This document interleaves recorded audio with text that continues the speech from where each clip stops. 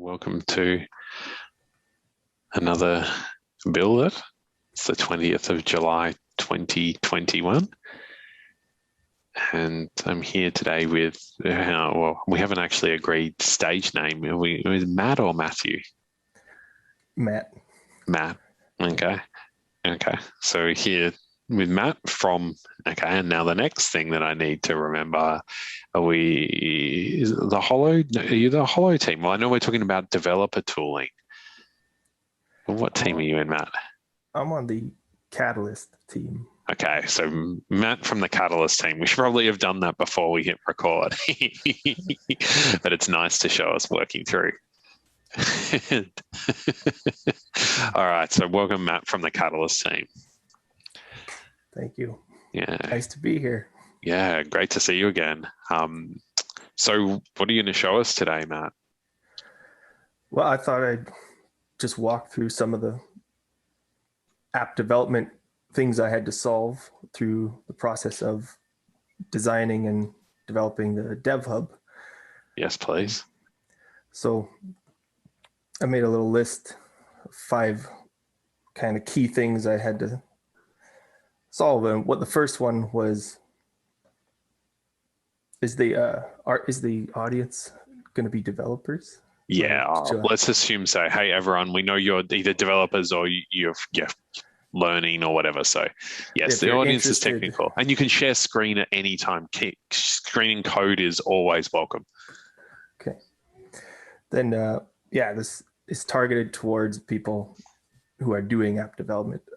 So my experience will be helpful to them, I think. I'll share a screen. So this is the project I started designing.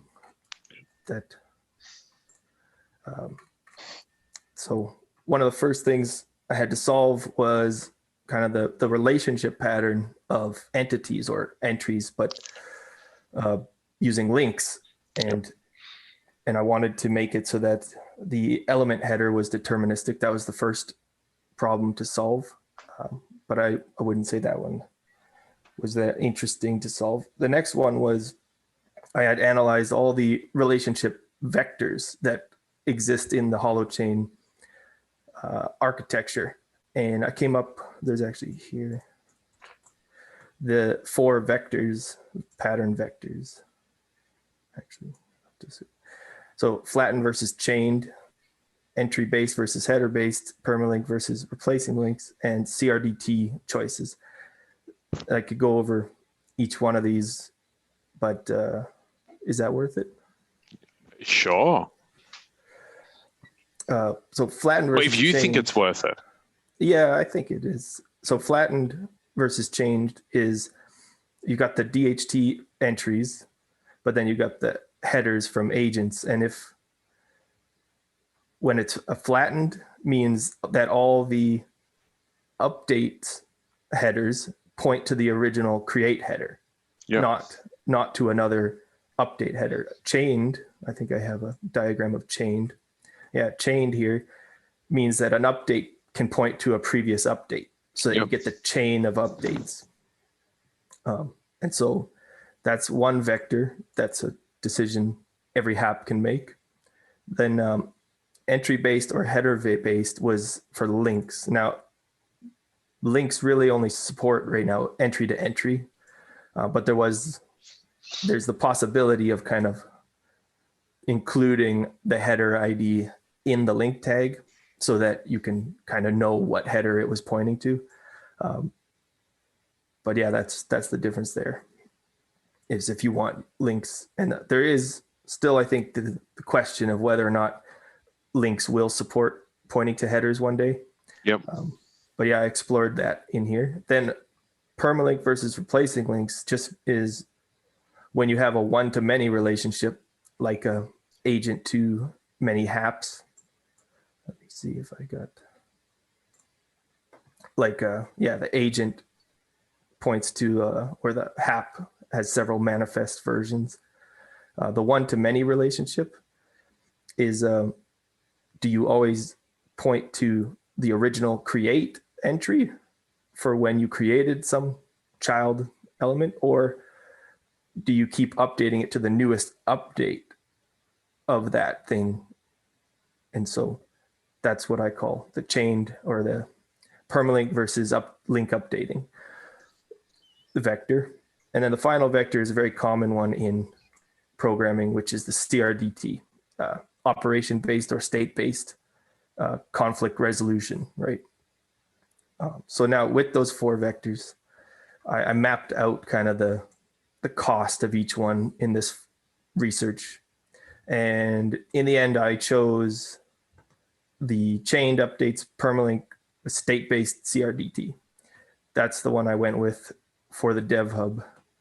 And so what that means is the red lines are the actual header points. So this update header points to the previous update header, which then points. So you get to maintain the whole history of updates exactly how they happened. And then permalink, I keep the original links when I create some. I don't ever move that link to the newest update to point from the agent to the newest update. And what that means is it requires every call to be at least 2 calls in order to get the newest one. But after analyzing all of them, that seemed to be the cheapest. At least there's always the trade-off, but complexity and efficiency. And it seemed to be the great middle of it's not too complex to implement and it's not too costly for the computer. Yeah. But yeah, that was probably the first major thing I had to figure out for starting app development. Cool. And I would be very interested to see how the other patterns are turning out, because I only have time to try one, but I know other projects are trying different patterns. Yeah. Yeah.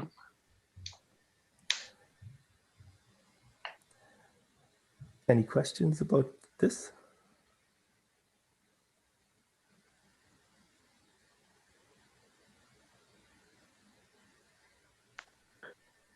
Are there any implications on interoperability if other projects try go with different patterns? Not when it comes to like doing zone calls across DNAs, because it's just what that zone function is doing behind the scenes. That's the pattern. Yep. So for example, when I do, instead of doing a get entry or a get request, I built a get entity call, which understands this pattern. And so my zone functions always call get entity, which underneath it knows to fetch all the update links and then find the newest update and return that. But yeah, it wouldn't affect the people calling the zone functions. They wouldn't need to know about the pattern behind it. Yep. Okay. Great. I mean, is there, as you were talking, is there, imagine, and I'm imagining our technical audience, and obviously I can't open it to questions, but are there any things you think a technical audience would either want to ask or want further clarification on? There's probably a lot of nuance in what I just went over. And I do plan on publishing a more refined version of this HackMD research here. And then like this whole section here, the entry to header, this was just a kind of a thought experiment of if links could point to headers, what would it be like? Yep. But I actually didn't notice it was much more efficient. Yep. And so at least it wasn't noticeably. I kind of tried to mark the cost using big O notation. Yep. The N representing all the different lookups you'd have to do. But I found the one note I could make is that the link replacing links, that one, I didn't like any of those diagrams. They seemed very complex, hard to ensure. And yeah, in the end, seemed like the most fragile way to develop, to design. Yeah. Okay. That's all. Great. So then I can move on to once I started actually writing the DNA code. Yeah, please. One of the first things I ran into, not that, I'll show that after, was payload or returning errors.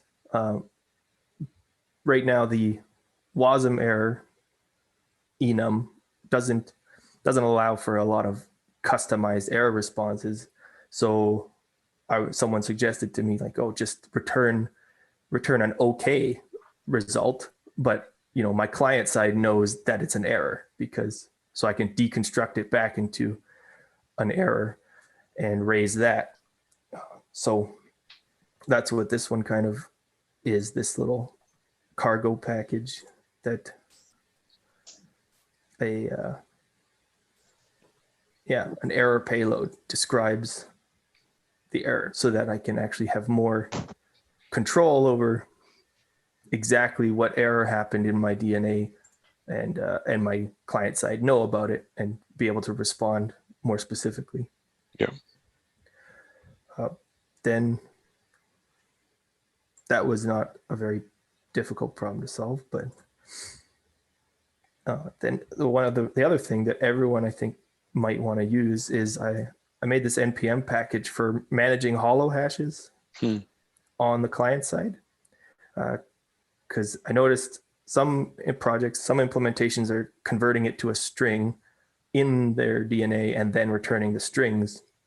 But I found the 𝗔𝗯ance barrier is actually much more efficient when you send bytes across, or it's much more predictable and easier. So I wanted to make it easy to send the hollow hash bytes, the raw bytes that the hollow hashes on the Rust side are in. And so that way I needed to have a nice client-side library that converts those bytes into my string representations that I need. So this does exactly that. You can pass it all kinds of formats of the hollow hash, either the 32 byte, 36 byte, 39 byte, or the string itself, kind of like this. And then it gives you, and the nice thing about this is actually it's a class extension of the uint array class, so that you don't have to convert this again in order to send it back to 𝗔𝗯ance. You can just send it as is, and it will deserialize back into the hollow hashes on the Rust side.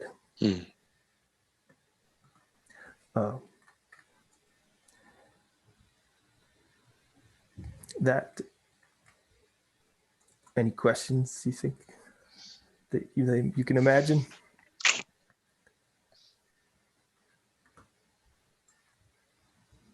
I think what would be great, maybe a little bit more context into like what was, like what are you working on that causes you to hit up against that, and what's the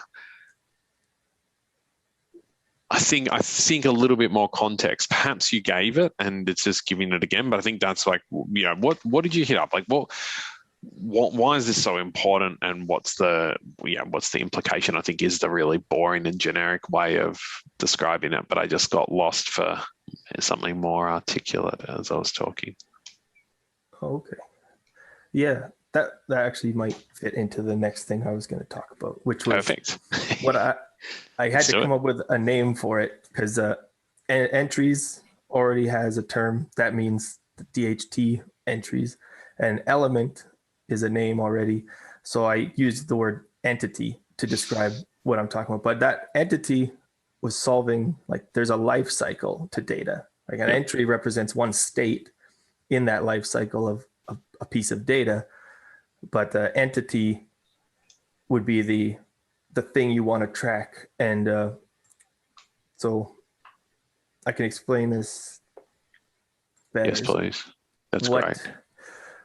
What has changed in the Holochain versus the rest of the the previous world of programming was you have a database that has a row, and then you always have an ID column where that number, it represents the life cycle for that piece of data.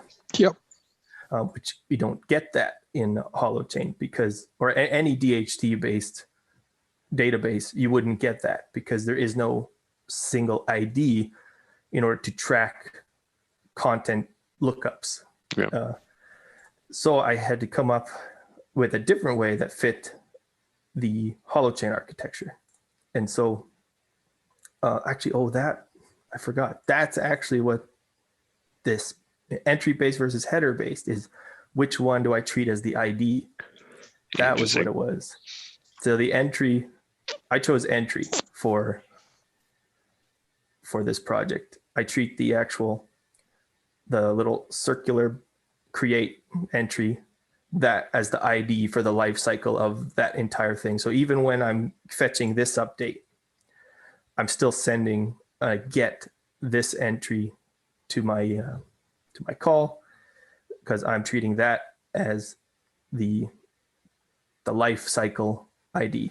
And that's important because when you are doing links, like a one-to-many link, which in databases or relational databases would be something you can enforce with constraints, relationship constraints, that this column links to this table ID. I didn't want the developer on the front end have to juggle changing IDs. Basically, once you create some piece of data, you can treat that ID that's returned for the original create as the ID forever. And that way it gives a little bit of consistency to the way people are used to developing. So I think that's where the problems started, which is why I started coming up with all these solutions, is that it's very difficult to work with changing IDs. And so I had to pick one to be like the permanent ID. And someone else can pick another. In a different context. Well, the options basically are only the entry hash or the header. Because you have to have it from the beginning. And the only thing that exists at the beginning is a header and the entry for the create. So that's your choices for what could be the permanent ID. Then that led to different difficulties, which I solved with this HC entities idea. Let me check. So here, every response I send back has the ID, which is that original tracking ID that represents the original entry create hash. And then I have the header and the address of the current stuff. So that represents the current update,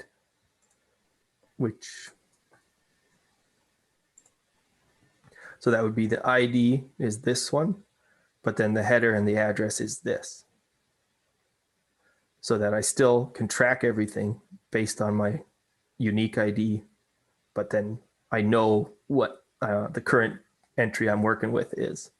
And the reason these are necessary is because the header is needed for any updates. So even on the client side, when I'm saying, I want to update this data, I actually have to send the header I'm going to base it off of. And so that way it can preserve the chain of this update happened, then that update happened. But I would say this is really what took me a long time to figure out. And because it's all these three pieces of data you get with relational databases, just with that one ID. But there's pros and cons. The pros for relational databases is that it's so simple. You don't need 3 identifiers just to know where your data is at. But the cons are you have to manually preserve history. Whereas with the DHT, you don't get the easy identification, but you get an automatic preservation of all history. Yep. So did that explain why I ran into these issues better? That did. That's fantastic. Thank you.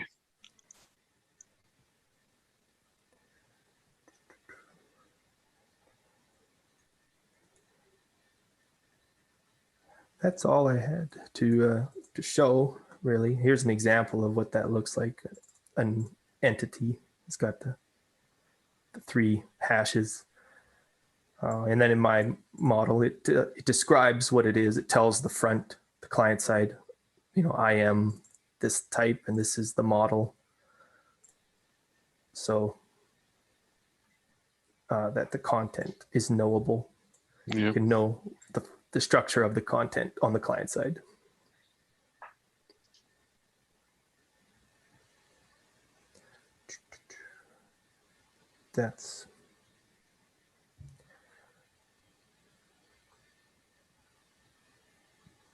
Should I show some of the actual project? Sure, please. So the project is made up of 2 main parts, which is a DNA's repository, which eventually could be a place, will be the place where you get reusable zones, or you download DNAs that you want to use in your app for testing. And this will be centered this will be focused towards the app developers, this DNA side. Kind of like GitHub. It's like we are imagining, what does GitHub do? How could that be put into a DHT? But the HAPS part, this is where you would actually design a HAP. You put together the manifest, say, these DNAs, and then you'd be able to actually download a HAP package from that DNA. And it bridges to the DNAs one to fetch all the DNAs, and then down give you the bytes of the gzipped HAP bundle. So that's the project. Yep. Let me think if there's anything I can actually show. Yeah, that's what I was wondering. Do we have something? I could definitely show like where the development's at. Sweet. It's not like my experience so far has been great with kind of an older Holochain engine. I'm still using one from like 4 months ago because it worked well and I didn't want to change it. So, but all of this,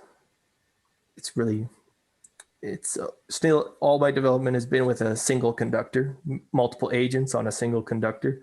Yep. It's very fast, but I've had amazing consistency with all the fetches. I don't have random drops and random missing data, even immediately after calling something in my automated tests, like create and then I get, and it's always there. So these are just lorem ipsum fake stuff generated, but this is working code right now. Like I could download the actual DNA package and then you'd be able to use that in development. So the goal here is to make reusable DNAs and zome, zomes. Yeah, wow.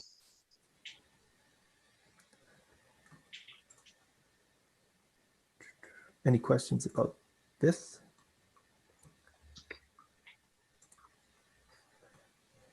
No, I mean, what input have you had from community members so far? This, I don't think the community's following this yet. This is kind of new. This is a new development of like the last 2 months. Let me think.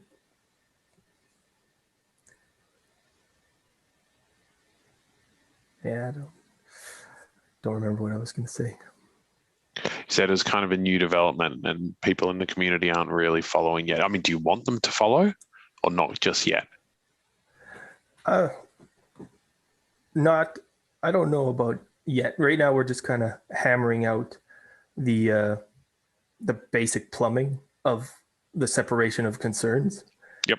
And then, yeah, I think it'll be ready for community input probably within a month or two.